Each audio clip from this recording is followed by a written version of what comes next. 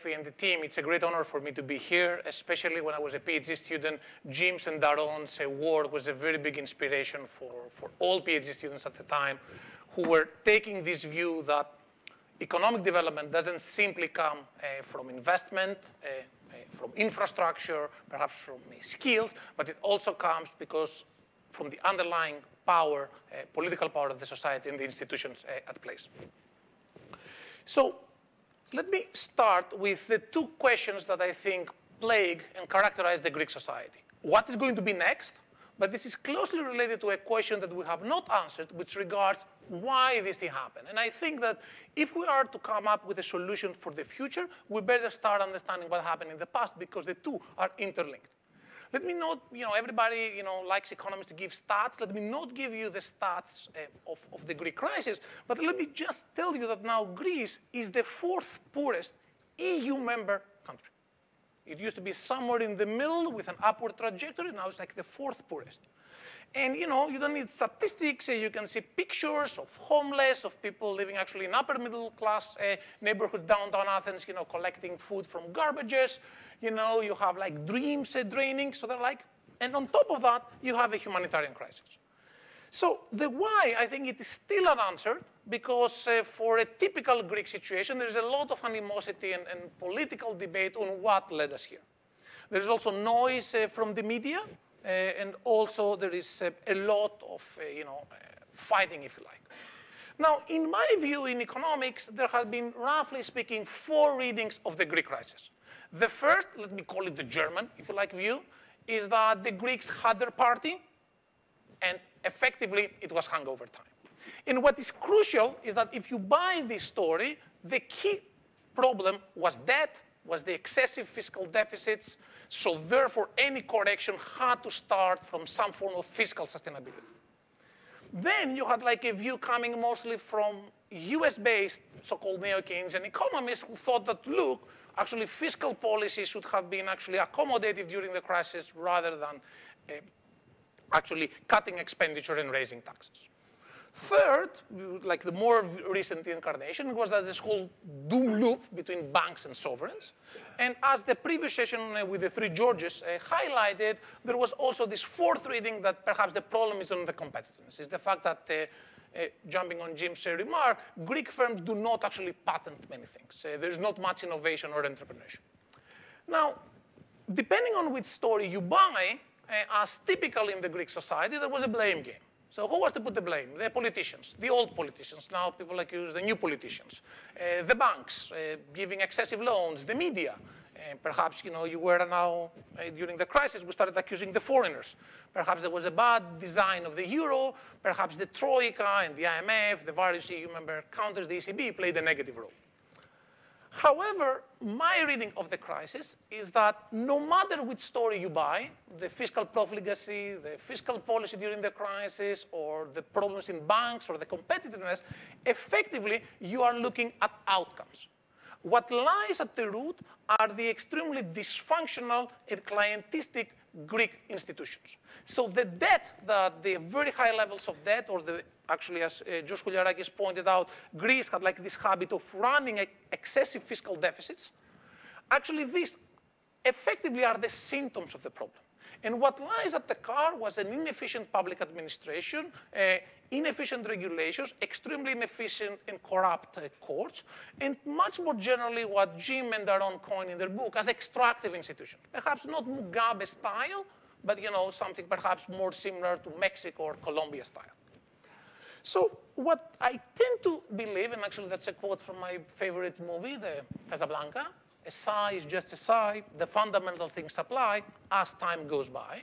I think that at the core, one needs to understand the fundamentals. And institutions, and here I give some institutions, property rights, legal institutions, checks and balances on the executive, corporate governance, which is something that we don't talk at all, I think, in Greece, red tape, these lie at the core of the problem. And if you were to go a bit deeper, of course, you have the political system, and here political system reflecting not only politicians, but the civil society as well, being at the root of this issue. And I think that if we are to look in the future, we need to address those pathologies. Let me give just one example. So if one was to summarize, in my view, the Greek crisis, let me just show you only one graph. This is a scatter plot of GDP per capita, a measure of economic success, if you like, perhaps a poor one, but a decent, but this is what most people would use, plotted against an index of investor protection. How well you protect shareholders, for example, and creditors for their investment. We had a great session on venture capital investment. You need to protect those people who are putting their money. Well, Greece is an immense outlier in the sense that before the crisis, the level of income, of the wealth, if you like, of well-being of Greece was way higher than as compared to what you would have expected with a very simple linear association. So, which tells you that, look, perhaps the problem you just see during the crisis, if you like, a correction. So Greece just falls to what you should have predicted, given the poor institutional capacity of the Greek state.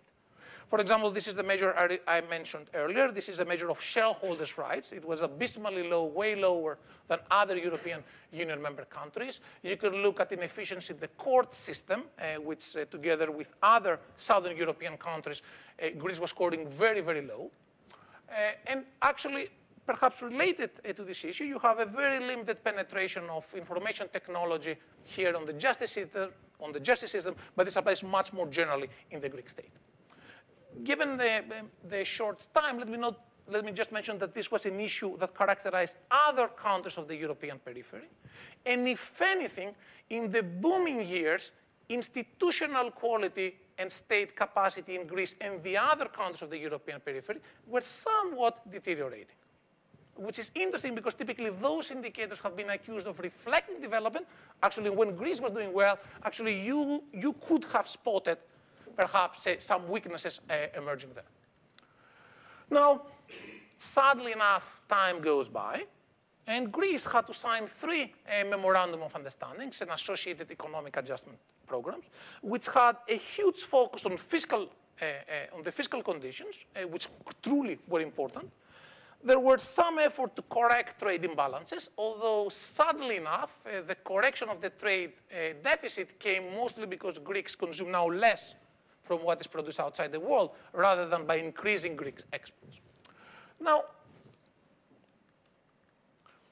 what is perhaps interesting is that if you now go post-crisis, so in 2014, or if you like here in 2016, Greece's institutions, so this is the measure of inefficiencies in courts, actually, if anything, they have deteriorated. So this gives you the days that it takes to process a simple standardized dispute through the Greek judicial system. Recall, Greece was a bit scoring better than Italy and Cyprus. Now it scores way worse.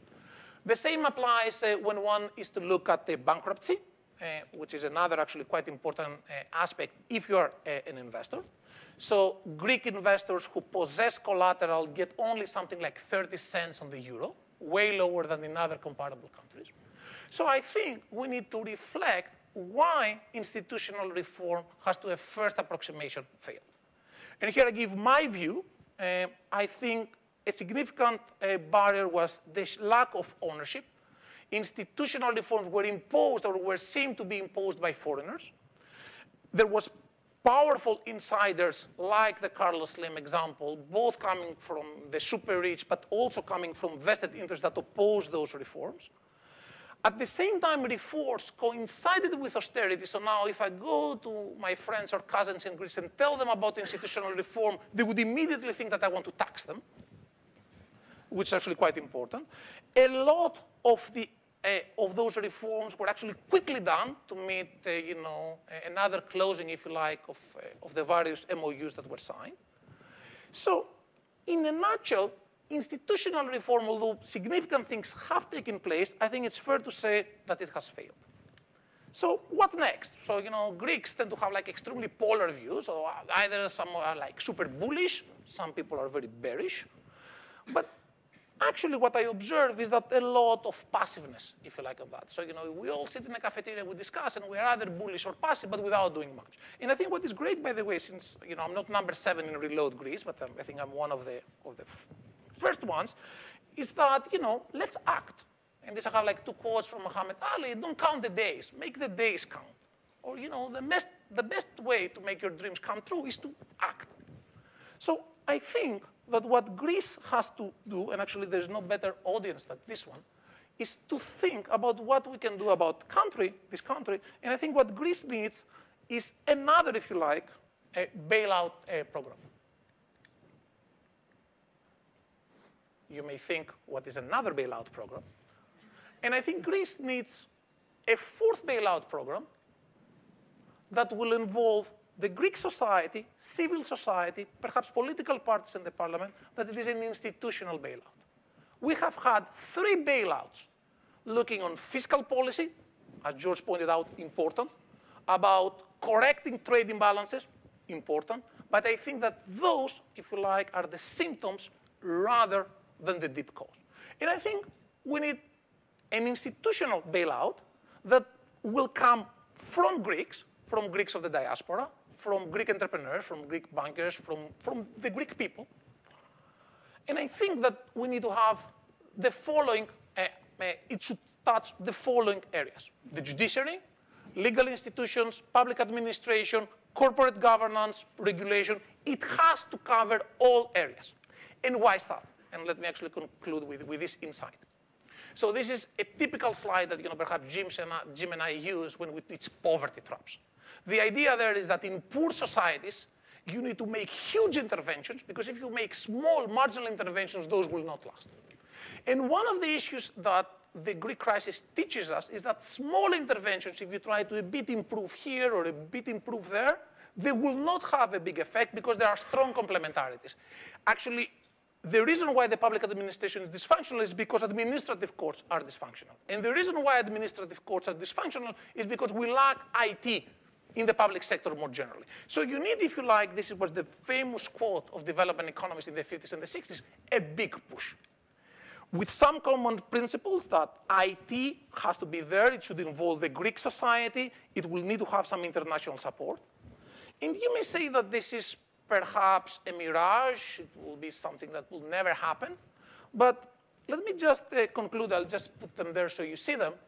There have been many countries with very similar deep causes like the one that the Greek economy is being faced. Hong Kong actually is a very good example. They established an independent commission to tackle corruption.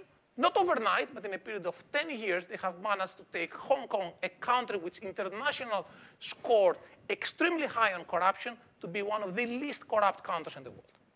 What do you need for that? Actually, a very good example comes from India. When Raghu Rajan, perhaps the most prolific Indian economist, went from the University of Chicago actually back to India, before he became the governor of the central bank, he authored a report about the Indian financial system, with the very nice title, 100 Small Steps. I think we need 100 small steps about the Greek telecom, about the Greek banking system, about administrative courts, about civil courts. And then you blend them all together, and you can have like this exodus, if you like, from the poverty trap, the institutional poverty trap equilibrium that characterizes it. Estonia, Georgia, countries that were under communism for decades have managed to do that. So it is not impossible. Thank you very much.